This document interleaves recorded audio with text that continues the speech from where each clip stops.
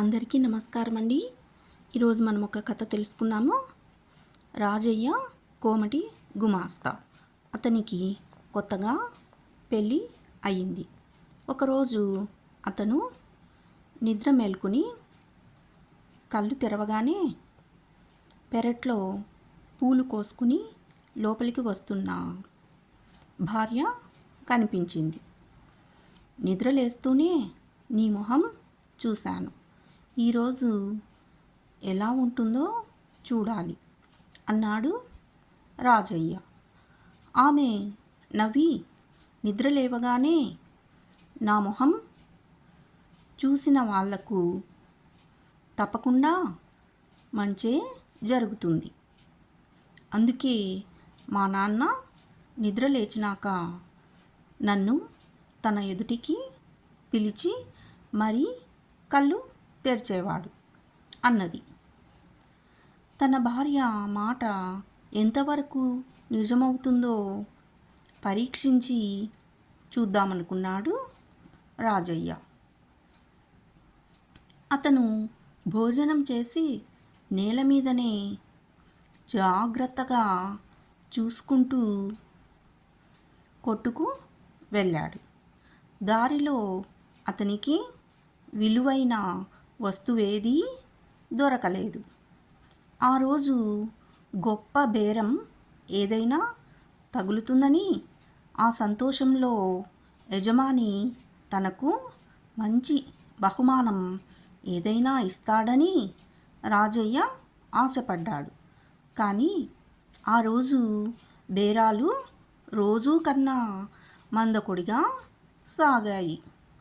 యజమాని తన భార్యతో ఏదో జగడమాడి మహా చిరాకుగా ఉన్నాడు. రాజయ్యకు మరొక ఆశ కలిగింది. పండగ దగ్గర పడింది. రాజయ్య అంత క్రితం పండుగకు అత్తవారింటికి వెళ్ళాడు గనక ఈసారి మామగారు తనను పిలవకపోయినా ఎవరైనా మనిషి ద్వారా తనకు విలువైన కానుక ఏదైనా పంపిస్తాడేమో అనుకున్నాడు.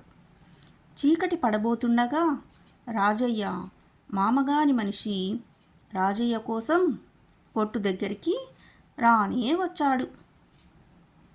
అయితే వాడు కానుక తీసుకురాకపోగా, మీ అత్తామామ తీర్థయాత్రలకు పోతారుట, నిన్ను ఒక 100 సర్దమన్నారు అని చెప్పాడు. నా దగ్గర ఏముంది బూడిద అని రాజయ్య కోపగించుకుని ఆ మనిషిని పంపేశాడు. చీకటి పడిపోయింది. రాజయ్యకు ఏమీ మంచి జరగనే లేదు. ఆశలన్నీ నిరాశలయ్యాయి. రాజయ్య ఉసూరుమంటూ ఇంటిదారి పట్టాడు. బజారులో ఒక ముసలావిడ రాజయ్యకు ఎదురుపడి, ఎవరు? రాజయ్య కాదు అన్నది. వాణ్ణి వీధి దీపం వెలుగులో పరికించి చూసి, ఆ ముసలావిడను చూడగానే రాజయ్య పై ప్రాణాలు పైనే పోయాయి. ఆ ముసలావిడ రాజయ్యకు ఒకప్పుడు సన్నిహితురాలు. రాజయ్య తల్లి తండ్రి అతడి చిన్నతనంలోనే పోగా, అతడు ఊళ్ళు పట్టి తిరుగుతున్నప్పుడు ఒక ఊళ్ళో ఈ ముసలావిడ అతడికి ఆశ్రయం ఇచ్చింది. అంతకు మునిపే ఆమె కొడుకు పోయాడట. అతడు అచ్చం రాజయ్యలాగే ఉండేవాడట. నిన్ను చూస్తుంటే నా కొడుకును చూస్తున్నట్టే ఉన్నది నాయనా, నాతోనే ఉండు అన్నది ముసలావిడ రాజయ్యతో. రాజయ్య సరేనన్నాడు. ముసలావిడ పాలు పిడకలు అమ్మి ఆ డబ్బుతో ఇంత ఉడికేసి ప్రేమగా రాజయ్యకు పెట్టుతుండేది. అతడు ముసలావిడ దగ్గర 2 ఏళ్ళు నిశ్చింతగా ఉన్నాడు. అయితే రాను రాను ముసలావిడ శక్తి ఉడిగిపోయింది. పాలు పితకటము పిడకలు చెయ్యటము కూడా ఆమె శక్తికి మించిన పనులైపోయాయి. నా ఆఖరి దశలో దేవుడే నిన్ను నా దగ్గరికి పంపించాడు. నేను మంచాన పడితే నువ్వే నాకు దిక్కు అన్నది ముసలావిడ రాజయ్యతో. ఆ మాటలు వినగానే రాజయ్యకు ముచ్చెమటలు పోశాయి.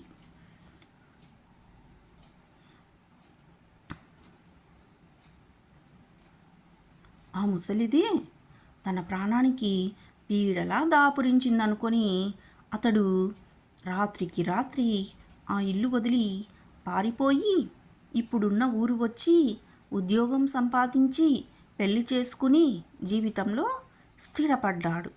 అతడు ముసలావిడను వదిలినా ఆమె వదలక మళ్ళీ సంవత్సరానికి ఇలా తారసిల్లింది. ఈమె తన దగ్గర ఉండిపోతానంటుంది కాబోలని భయపడ్డాడు రాజయ్య.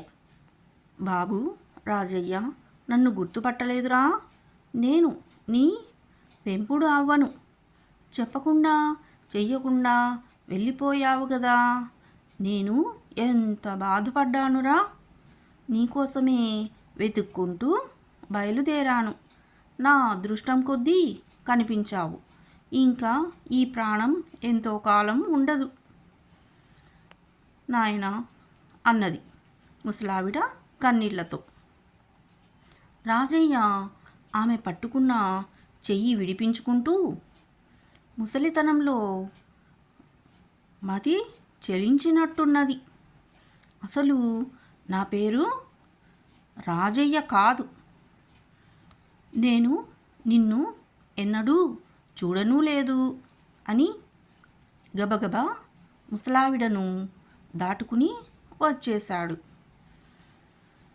అతడు ఇంటికి వస్తూనే భార్యతో, నీ మొహం చూసినందుకు మంచి జరగకపోగా ఎప్పుడో నాకు తెలిసిన ముసలిది నా వెంటబడి నా ఇంట తిష్ట వేయటానికి ప్రయత్నించింది.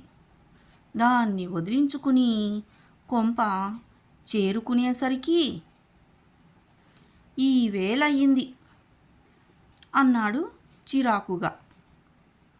అప్పుడు అతని భార్య, బాగుందే, ప్రాప్తం లేనప్పుడు నోటిదాకా వచ్చిన కూడు కూడా మట్టిపాలవుతుంది అన్నది. ఈ మాట అక్షరాలా నిజం.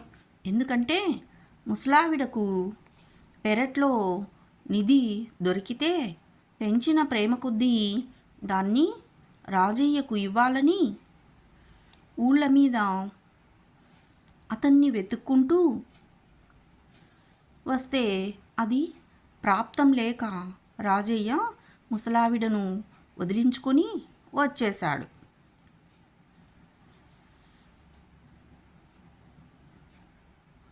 ఈ కథ మీకు నచ్చినట్లయితే మన ఛానల్ని సబ్స్క్రైబ్ చేసుకోండి. అలాగే మీ విలువైన అభిప్రాయాలను కామెంట్ బాక్స్లో తెలియజేయండి. ధన్యవాదాలు.